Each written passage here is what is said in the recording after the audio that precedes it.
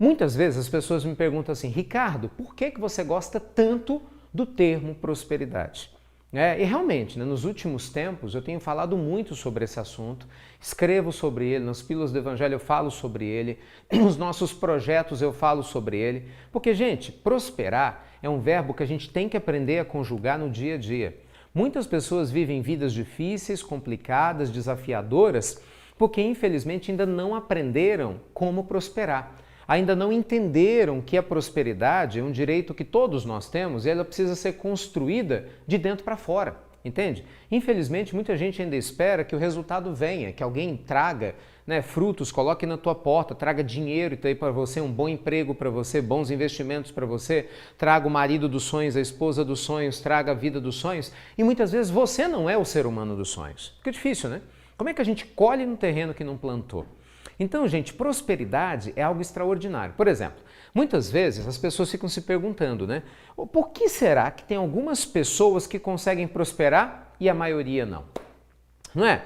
Por que será que tem pessoas que realmente dão certo na vida e outras não? Por exemplo, tem gente que estuda, tem gente que se prepara, tem gente que tem foco para crescer profissionalmente, mas não melhora na sua vida profissional. Impressionante, né? E já tem pessoas que nem fazem tanto esforço assim e parece que tudo flui para elas. Já notaram isso? Não? O pessoal chega a dar raiva. Fulano não trabalha metade do que eu e o negócio dele deu certo. Eu fiz um curso no Sebrae, eu me estruturei, eu li vários livros e eu tô aqui sem nada. Não é possível. Eu faço tudo direitinho e de repente a vida não sorri para mim. E aí por aí fora em relação às outras áreas, né? Muitas pessoas questionam, puxa, quanto mais eu rezo, Ricardo, mais assombração me aparece, né? Eu quero tanto ser feliz no amor, eu quero tanto ter felicidade em diversas áreas e parece que a minha vida está travada. Então, eu queria que vocês entendessem, gente, que tem histórias que nos inspiram, né? Que nos auxiliam a entender um pouco mais dessa jornada da prosperidade. Então, o que acontece, meus amigos? Todas as vezes que nós pensamos em prosperidade, nós estamos falando, no meu entendimento, de superação. Prosperar é se superar. Prosperar é você entender qual é o teu propósito de vida. É você entender qual é a tua missão. É você entender que você está indo em encontro do teu destino, né? Se a gente realmente quer prosperar, é fundamental que nós entendamos que a vida, ela não vem e te entrega tudo aquilo que você quer de mão beijada. Gente, eu me lembro, há muitos anos atrás, eu tinha muitas dificuldades financeiras. Eu já contei isso diversas vezes. Mas talvez a maior dificuldade de todas que eu enfrentava era duvidar da minha capacidade. Como eu vim de uma família muito pobre, muito simples, a gente não tinha muito estudo, não tinha muita condição, era uma época que não tinha internet. Então eu fui um menino que sonhava muito com o futuro, mas eu duvidava muito do presente. Minha autoestima era muito baixa, né? Eu achava que se as coisas fossem dar certas para alguém, iam dar certo para outras pessoas, não para mim. Eu me lembro que com 13, 14 anos eu morava no interior de São Paulo, ali no Vale do Paraíba, na cidade de Jacareí, pertinho de São José dos Campos. E eu morava num prédio que ficava no alto da cidade. Eu morava no terceiro andar. E aí eu tenho várias lembranças, eu estou lembrando aqui agora enquanto eu falo com vocês. Eu sentado, né, muitas vezes na cama, aí eu levantava, eu ia para o parapeito lá da janela e ficava olhando a cidade toda, né? Eu tinha uma vista bonita da cidade. E aí, quando eu estava olhando a cidade toda, eu ficava visualizando o meu futuro. Tinha 13 para 14 anos, imaginando, meu Deus, daqui a 10 anos eu vou estar morando aonde? Daqui a 10 anos eu vou ser o quê? Só que eu olhava a vida que eu tinha naquela época, era tanta dificuldade, tanta escassez financeira, tanta limitação. Por exemplo, os vizinhos da gente tinham carros, a gente não tinha carro. Os vizinhos iam para shopping era uma coisa de luxo, né? Eu não tinha a menor condição de ir. Eu me lembro que a primeira vez que eu fui ao shopping foi a convite de uma colega do prédio de trás. Eu só morava nesse lugar bacana porque a empresa que meu pai trabalhava pagava o aluguel, porque meu pai não tinha a menor condição de pagar o aluguel. Tanto que na hora que essa empresa falou para o meu pai e para outros funcionários, olha, o mundo mudou, o Brasil mudou, nós estamos em crise, a gente não pode mais pagar o teu aluguel. O que começou a acontecer? O desespero, né? A gente acabou entrando em desespero, porque eu via meu pai preocupadíssimo de um dia para a noite eu não ter onde morar com a minha mãe, meu irmão na época, depois viria minha irmã. Então eu cresci no meio desse ambiente de instabilidade. Então o medo do futuro era muito grande. E eu não comecei a notar, mas nesse momento o cupim da dúvida foi crescendo dentro de mim. A gente se mudou, eu saí de São Paulo e nós mudamos para Minas Gerais. E eu me lembro que até os 20 anos, 22 anos para ser mais exato, gente, a vida era difícil demais. Eu passei em vestibulares, criei uma metodologia de estudos, né? Mesmo sendo muito pobre, passei em 4 vestibulares nas primeiras colocações, trabalhava em 3 trabalhos diferentes, era uma loucura, né? Mas uma coisa pelo menos tinha na minha cabeça. Eu sabia que eu queria algo grande da vida, mas eu estava com o freio de mão puxado. A sensação de que não ia dar certo, de que eu ia passar necessidade, de que a vida era complicada, sabe? Isso era muito forte na minha mente. Então, pessoal, isso acaba acontecendo com muitas pessoas. Eu vejo que muitas pessoas carregam, sabe, o peso do passado nas suas vidas. E eu quero te dizer o seguinte, o teu passado não pode ser um cemitério.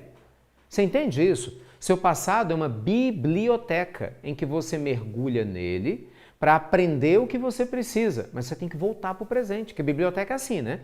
Você vai na biblioteca, pega o livro, dá uma olhada, pelo menos antigamente era assim, e você guarda o livro de volta, você muitas vezes não leva o livro para casa. E o que acontece é que muitas pessoas estão vivendo do seu passado.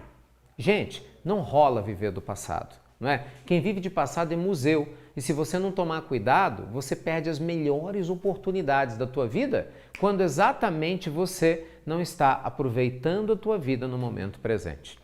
Então, construir prosperidade, gente, é você ir além dos seus medos, das suas inseguranças e além de todas as dúvidas que você possui. Não é verdade? Entender. Você é uma pessoa que consegue, assim, com uma certa facilidade, sair do teu passado? Como que isso funciona para você? Ou não? Ou você sente que você está no seu passado? Somos pessoas apegadas ao nosso passado, a gente deixa de viver o nosso futuro. A gente deixa de viver o nosso presente. Isso, pessoal, é extremamente grave. Isso é extremamente sério. Então, quem realmente quer construir prosperidade precisa aprender a olhar para o passado e falar, já foi. E você está aberto para construir uma nova vida a partir de agora. Só que se encontrar com o próprio destino, gente, significa que você está aberto para ele, que você vai se abrir para ele, que você não vai ter medo dele, né? Você vai aproveitá-lo da melhor maneira possível. 3 reflexões fundamentais sobre o que eu entendo que sejam talvez os maiores desafios para alguém que literalmente quer prosperar, mas não sabe como. Sabe? Ou está preso no passado, ou se sente confuso em relação ao seu futuro, sabe? Não sabe exatamente o que quer. Deixa eu te contar um pouco do que pelo menos eu penso que seja essa grande questão. Dá uma olhada aqui em cima, ó. Tá vendo essas 3 questões? Tem gente que não sabe o que quer. Primeiro grande ponto. Muitas pessoas não sabem o que querem. Literalmente, muitas pessoas não têm noção daquilo que realmente desejam. Muitas pessoas dizem que querem prosperar, mas, gente, impressionante, não pagam o preço. Muitas pessoas falam, eu quero melhorar na minha vida financeira, mas a pessoa não quer melhorar a maneira como gasta, não quer melhorar a maneira como estuda a parte financeira, o dinheiro.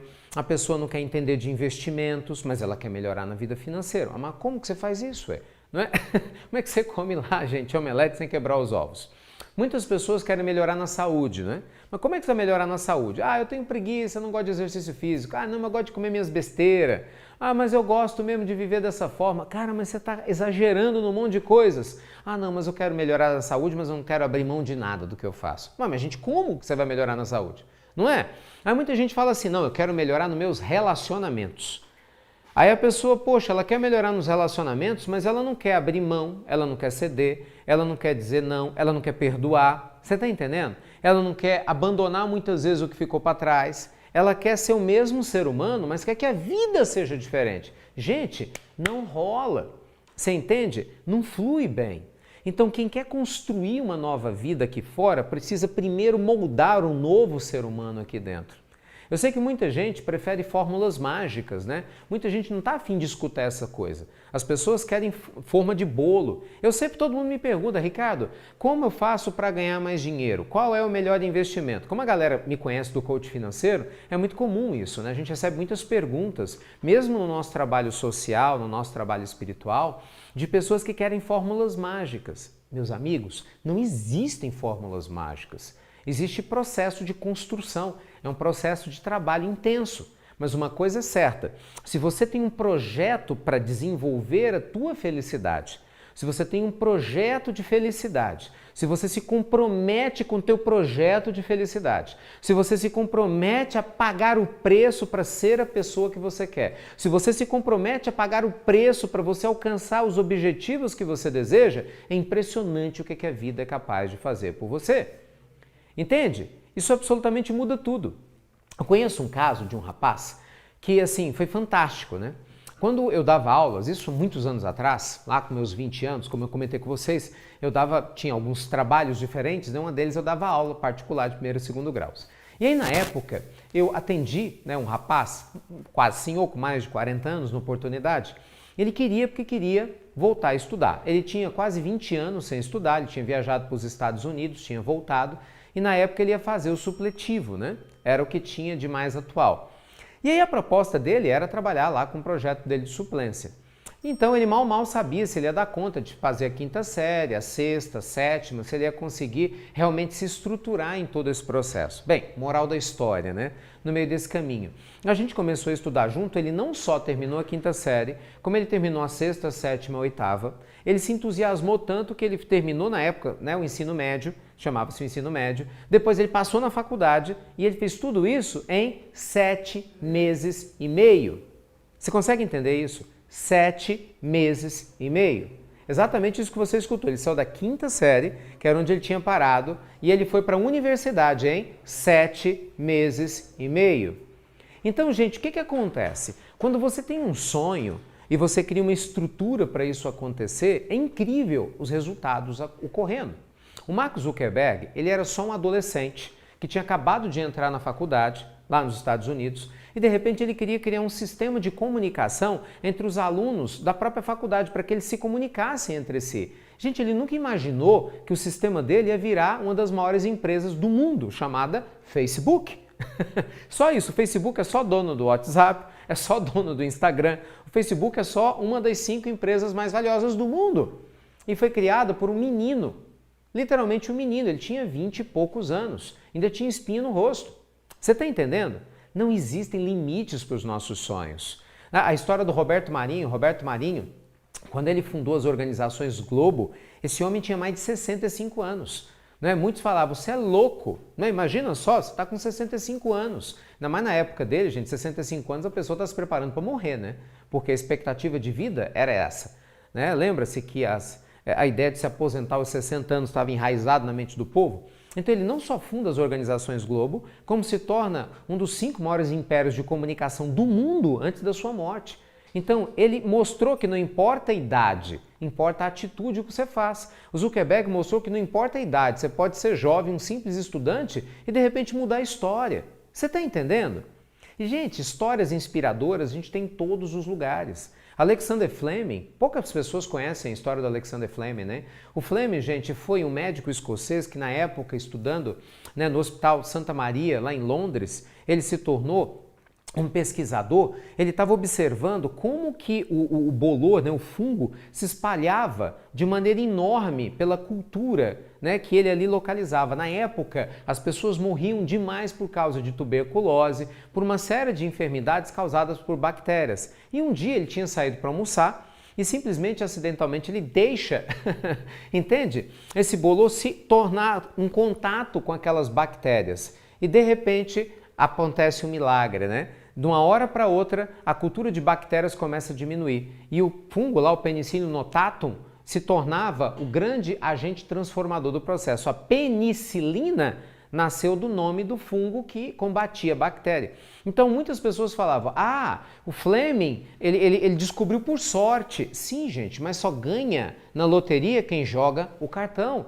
Ele estava lá há anos pesquisando aquele processo. Você está entendendo o que eu quero dizer? Então, enquanto tem muita gente que está pagando preço pelo que quer, muita gente que tem um sonho, que tem um objetivo, sabe, muitas pessoas que estão abrindo mão dos seus medos, das suas dúvidas, tem uma galera que só sabe se queixar. Sabe, tem um povo que só sabe reclamar em rede social da vida, só sabe brigar por questões políticas e religiosas, só sabe brigar para tentar provar quem está certo ou errado em economia, em dinheiro. Caramba, e a tua vida, onde é que está? Sabe, cadê teu sonho? Cadê teu projeto? O que você tem feito de diferente? Quais são as vidas que você está transformando? Que tipo de valor que você está agregando ao mundo? Você está entendendo, gente? Se você não sabe o que quer, qualquer lugar serve. Mas se você sabe o que quer e você não quer pagar o preço, você também não sai do lugar. Agora, se você sabe o que quer, você está afim de pagar o preço, mas você está lotado de crença limitante, você também não sai do lugar.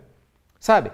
Crenças do tipo, quem sou eu não dou conta, eu não consigo, isso não é para mim. Sabe? A vida é injusta, eu sou pobre, eu sou rico, eu sou muito velho, eu sou muito velha para isso. Os desafios que a gente procura quebrar na mente de quem quer prosperar na vida financeira é você ter a visão exata de onde você quer chegar. Porque você nunca vai conseguir investir adequadamente o teu recurso, construir riqueza, pensando de maneira pobre. Não existe isso, gente. Não tem como. Não é? Da mesma forma no amor, você nunca vai ser feliz no amor se você pensa como uma pessoa infeliz. Você nunca vai ter uma saúde legal se você pensa como uma pessoa doente.